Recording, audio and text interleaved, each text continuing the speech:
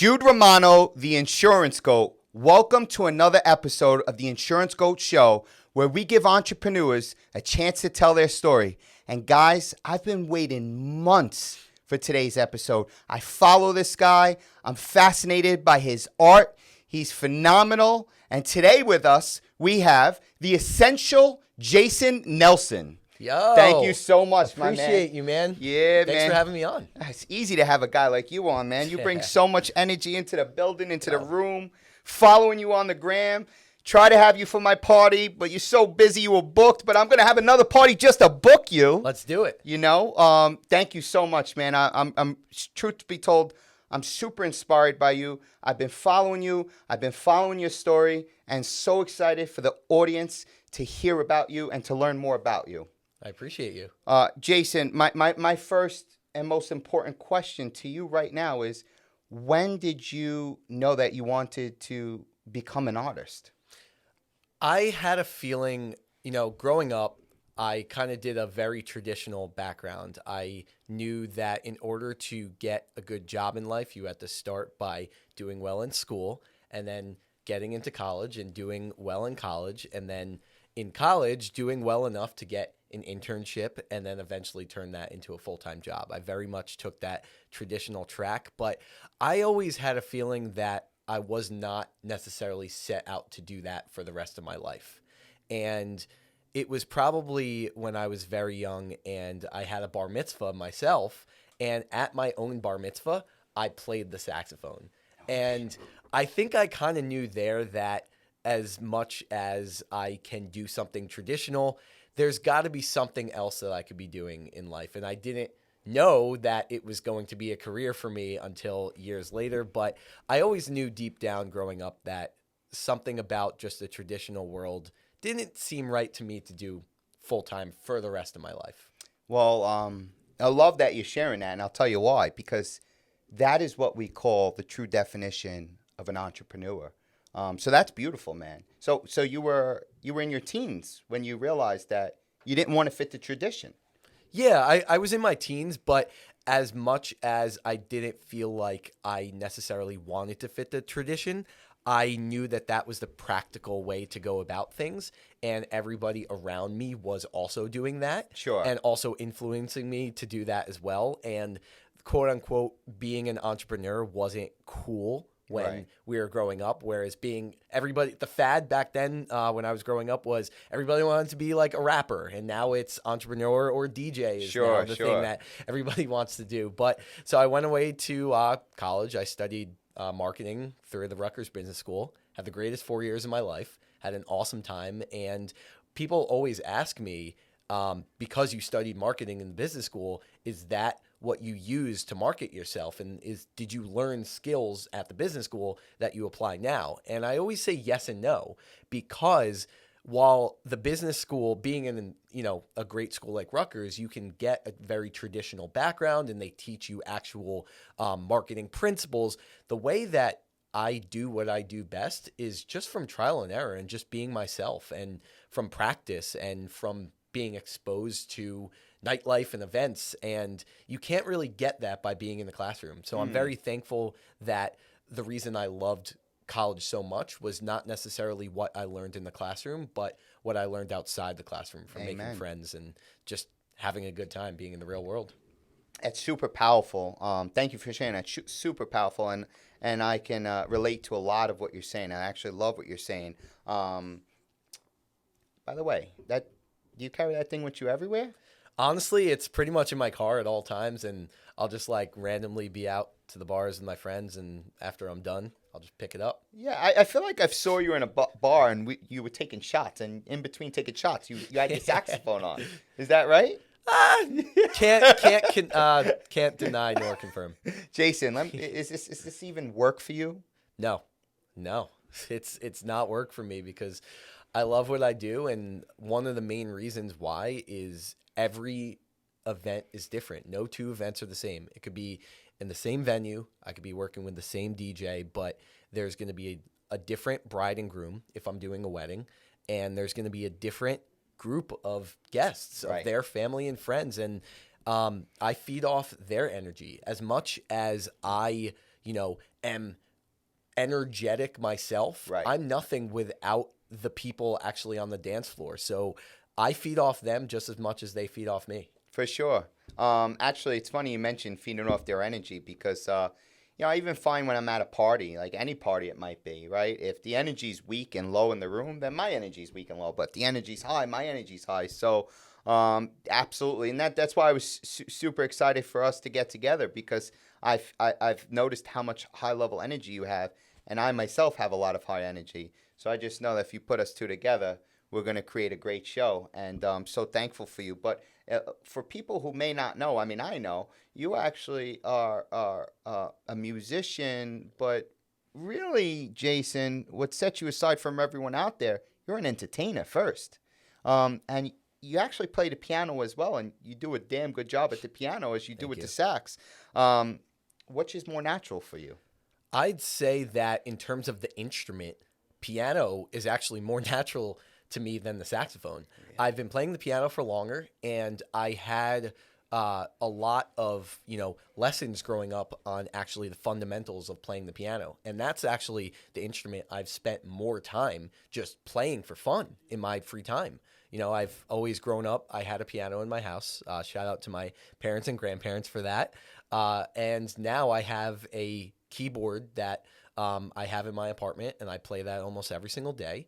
And even when I went away to Rutgers and didn't necessarily play the saxophone, it was the piano that I would go to in the practice rooms of the music school just to sit down and play for fun.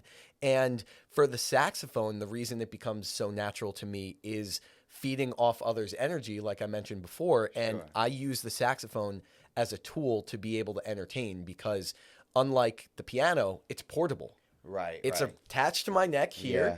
And I have a microphone that clips onto it, and I can go out on the dance floor, I can go on an elevated surface or a stage and just do what I do best, which is just like jump around in the same way that I would be going out to the bars with my friends, having a good time. It's the same thing. It's the same way that I interact with others. I just have a sax around my neck. So to be clear, piano's your go-to. The sax is your go-to as an entertainer because it allows you to be mobile and kind of move around and move the party. Am I right? Exactly. And the music that I play to is a little bit different for both instruments. For the piano, I play a lot of top 40 and mainstream music, similar to the saxophone, but the way I play the piano is my goal for weddings, especially if I'm playing ceremony to piano, is to make the bridesmaids cry. Oh, that is wow. my goal. So I'll take songs and I'll slow them down and make them as sappy and romantic as possible. And then that's the opposite of what I'm going to do when I play the sax. When I play the sax, you've been out to bars and clubs in Jersey, and you hear how crazy fist-pumping energy we get. That's what I like to do on the sax. Right, Whereas on the piano, I can't do that unless I'm like Lil Richie and like go. That's not what I like to do on the piano. Piano, slow it down. Sax, fast. I'm hopefully gonna be at an event one day where you're gonna play the piano, and I hope you make me cry. I hope you make me cry, Jason. I tell you, my memory of watching you perform was at Gabriella Steakhouse, Red Bank, New Jersey. Everyone knows Gabs on a Thursday night. And so there's this cool sax guy hanging out, standing up on the bar, walking back and forth, high level, and I'm like, who is this guy? And everyone's just like, that's the guy. And I'm like, that's what guy? And they're like, that's the sax player. And so you left a very deep, heavy impression on me from that day on. And I was beyond impressed. Both of my daughters play piano. So, I'd love to ask you, what would you say to fellow pianist like my two daughters? That's one, I didn't know that. That is awesome that they play the piano. I would encourage them to find what particular avenue with the piano they love best. What genre, what do they love playing to? Because something growing up when I had actual lessons of piano was a lot of the times piano teachers will teach on classical music and jazz and the fundamentals of what made the piano such a popular instrument, hundreds of years ago. And as much as I appreciated gaining that knowledge growing up, that music never spoke to me in the same way that mainstream music did when I would be going out to just like a 7th grade dance and hearing the songs that are playing just like in a sweaty gymnasium. Sure. Or a bar mitzvah and whatnot. That's a different set of music that you would learn on the piano. So I would encourage them to just find what they love to listen to and be inspired by that, because then they're never going to feel like it's work to practice, because they're genuinely going to love what they're playing. That's good feedback, and I appreciate that. My older one, she's been playing for a lot of years, and I feel like she's getting to the point where like it's kind of a chore for her. And I listen to her play, and I'm mind blown how well she plays for a young age. Sometimes I have to actually like look and say, is that really her playing, or did she hit one of those keys that's playing a song? But so that's really good feedback. What I'm most interested with learning about you today, and I know this is something you speak about over and over when you tell your story. Talk to me about your 9 to 5. Talk to me about that. Let me know how that was, how that felt, and where you are right now. Of course. So first and foremost, I love to tell the story of the fact that my first job out of college was in media advertising in the city. I worked for a big agency, and at the time I was super, super excited to get that full-time job. I actually turned down a safer job for like a CPG company in the suburbs so I could work in the city. And I commuted from my parents' house over 2 hours each way every day to make $35,000. And the reason I say that is because it just blows my mind that I commuted almost 5 hours a day and made that, where I could have been making more money to, have a shorter commute. But I knew that as a 22-year-old, this was going to be the time in my life that I had the most energy. And I was thankful that I was living with my parents at the time. So if I wanted to do something that was quote unquote a little harder, that was the time I was going to do it. And I quickly realized that the job wasn't necessarily for me as much as I thought I wanted to be in a fast-paced, young advertising culture. I ended up 6.5 months later taking a job in email marketing for a retail company in the suburbs, closer to my parents' house. I got 5.5 hours back in my day, right, pretty much, and I used that job. It was awesome for a while, and then I hit a point where it was the first time that I started playing events. I had an opportunity with a friend's sister booked me for cocktail hour piano. I linked up with the DJ as well, and I played the saxophone for that entire wedding, even though I wasn't hired to do that. It kind of just worked out that way, and I felt so comfortable being up on that elevated surface that I wanted to replicate the feeling over and over again. And that's when I started reaching out to a ton of DJ companies around the New Jersey area. Shout out to everybody that was able to give me a platform. I'm super, super grateful for you guys, because if it wasn't for that, I don't know if I would have had the opportunities to realize what I love to do so much. So you fell into you fell into this almost by accident. Yep, it was. I had no idea that this industry of private events and nightlife and playing the saxophone for it even existed. Right. Because when you grow up in a very traditional setting, and even if you're in the school bands like I was, that's never talked about. For sure. So Jason, obviously, beyond thankful that you're here with me as you sit here in this wonderful, beautiful red chair at the Goat Show with this beautiful instrument resting on you right now, right? I would be out of my mind if I didn't say to you on the show live with the GOAT, Jason, I'd love for you to maybe play 3 little skits for me on demand. On demand, like a little skit, like, here you go, Jude, this one's for the GOAT. And I've studied some of the music that you've played, so I feel, and if I'm wrong, you just put me in my place. I don't think I'm out of line with any of the songs that I may ask you to play. Okay. So I'm going to give you the 3 songs that I have, and we'll start in the order, And this one you've played multiple times, and it's one of my favorite songs. We want to talk about energy. I'll jump through the window right now. Okay. Pepas. Pepas. Let's go, Jason Nelson. The man, the myth, the legend. Let's go, Pepas. Here we go, live. You want the Pepas riff? I'll give you some Pepas riff. Yeah.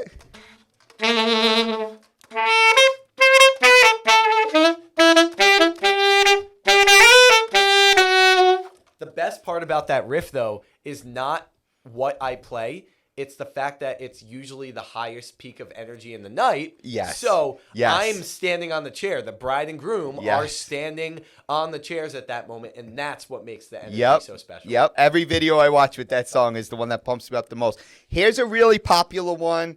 This one, if it's something that puts you on the spot and you're like, Jude, nah, I'm not good with this one, that's okay. We'll switch to another one. But this is a big one right now. Flowers. Ooh. Yeah, I gotta challenge you, man. Okay. Come on, I gotta challenge you. I can't just give you all the good stuff. Also, everybody stay tuned. I may have something flowers related coming out soon. We'll see. We'll see. A little sneak peek.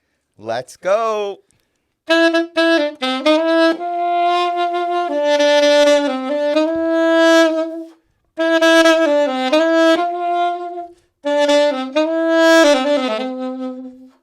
Beautiful, man. Beautiful, beautiful. I'm gonna listen, Jason. I'm gonna hire you to come to my house for the weekend. I'll give you food. You sleep over. I'll drive you. You won't have to drive. And listen, the last but not least, and this I think this is pretty cool. So everyone knows Jude Romano, the insurance goat, and what's something that they've always said to me growing up in school? Hey, Jude. Okay.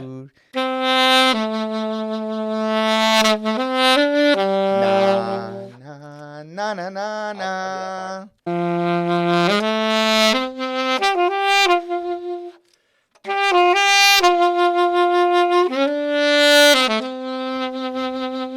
I have two more takeaways for you, and one is, where do you see yourself in 5 to 10 years? 5 to 10 years, I see myself still doing exactly what I'm doing a mixture of hanging out in whatever neighborhood I am in and traveling the world as well. What keeps Jason Nelson going? My friends and family. If it wasn't for them and the fact that I lean on them all the time to just keep me going, I as much as I love what I do, at the end of the day, I want to also be able to share that with someone else too. And you know that because you have a family. Sure. You know, I want that ultimately at some point. I want that, and it's nice to be able to do that with friends and family who I can just tell everything to and share my happiness with. That was a beautiful answer, and love it. I'm beyond grateful and thankful that you came on and shared your story today. So thank you so much. Thank you again. Thank really you. appreciate you. Thank you, man. Jude Romano, the insurance goat. As always, keep going.